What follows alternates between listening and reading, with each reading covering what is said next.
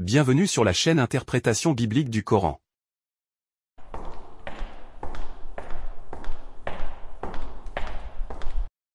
Abraham est le premier modèle de prophète guerrier que nous pouvons trouver dans les premiers récits bibliques.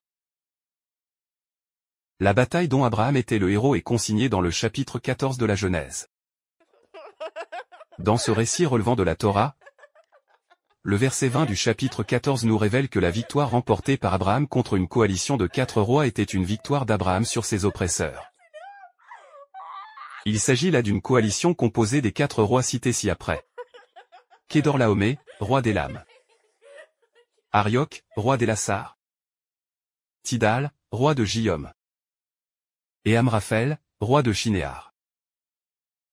Curieusement, nous constatons que le récit de la Genèse ne nous explique pas la raison pour laquelle le verset 20 de son chapitre 14 considère la coalition des 4 rois en question comme étant des oppresseurs d'Abraham.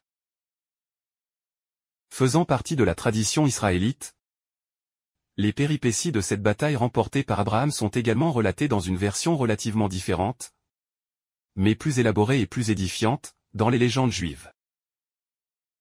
Dans ces légendes, Amraphaël, roi de Shinéar, est identifié comme étant le roi Nimroud, voire le petit-fils de Nimroud. C'est ce roi qui avait catapulté Abraham dans une fournaise ardente pour avoir fracassé les idoles de son peuple, selon les légendes israélites.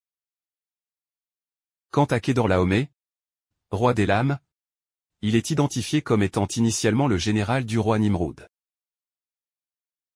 Il s'est par la suite autoproclamé roi d'Élam et il est devenu avec le temps le leader de la coalition des 4 rois susmentionnés.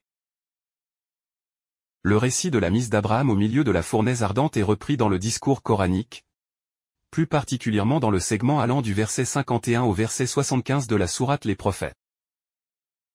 Nous y relevons qu'Allah avait ordonné à la fournaise ardente d'être une fraîcheur salutaire pour Abraham et qu'Allah avait sauvé Abraham et Lot vers la terre sainte. Nous y relevons par la même occasion que le récit de la mise d'Abraham dans la fournaise ardente n'existe pas dans la Bible hébraïque, mais dans les récits des légendes israélites. Cela signifie que le Coran puise ses récits non seulement dans le Nouveau Testament et dans la Bible hébraïque, mais également dans les récits des légendes israélites. Dès lors, nous pouvons affirmer d'emblée que pour comprendre le Coran il faut commencer tout d'abord par étudier la Bible hébraïque et la littérature de la tradition israélite y compris les légendes juives.